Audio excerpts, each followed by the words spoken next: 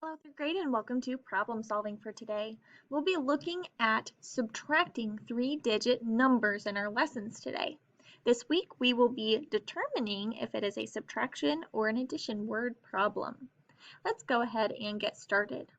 Whenever we are solving a word problem, remember we need to use cube, circle, underline, box, evaluate, and solve. Last year, there were 347 houses for sale in Mill County and 89 houses for sale in Hunter County.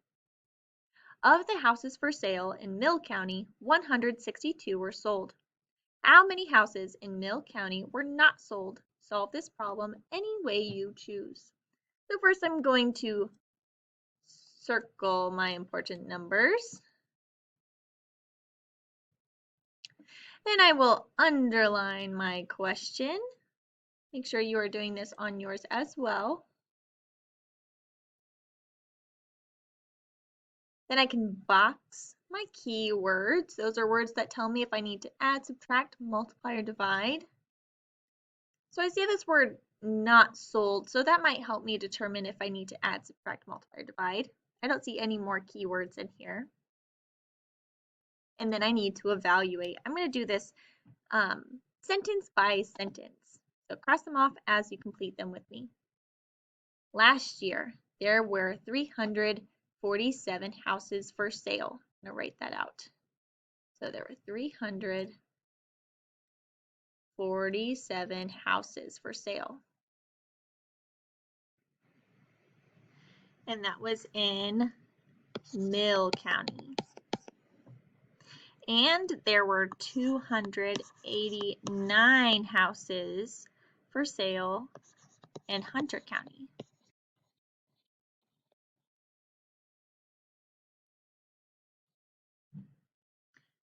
So I can highlight through that. I answered that whole sentence, wrote it out, evaluating it. Of the houses for sale in Mill County, 162 were sold. So that means I'm looking at Mill County. 162 were sold. How many houses in Mill County were not sold? So sometimes in word problems, they will give you numbers you do not have to use. That's why it's important to evaluate and take it step by step. So I need to only use the houses in Mill County, 347 houses. And I do not need the houses in Hunter County. Now I'm trying to find the difference. So 162 were sold. I'm trying to figure out how many were not sold. So if I'm starting with the total, this is the total number of houses, and I'm subtracting the number, that means that I am using subtraction.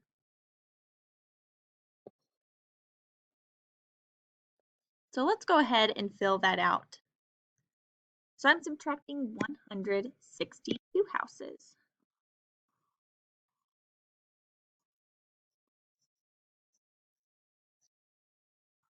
Now I know I'm subtracting because I'm trying to see how many are left, what the difference is. Now there are a couple of strategies when we are subtracting. The first strategy you can use is start with the bottom number and count up to the top number. That will be the difference. 2, and I can count this on my fingers if I need to. 2, 3, 4, 5, 6, 7. The difference is 5. 7 minus 2 is 5. Whenever we're subtracting or adding, we always start in the ones place, moving on to the tens place. Now I want you to hold up 4 fingers. If I have 4 of anything, can I take away 6? Let me try. So let's say I have 4 pink dots and I'm going to take away 6. 1, 2, 3, 4. I can't take away 6. I need more. That means that I need to borrow from the next place value. Here's the saying we use in subtraction. If there is more on top, there's no need to stop. You can still subtract.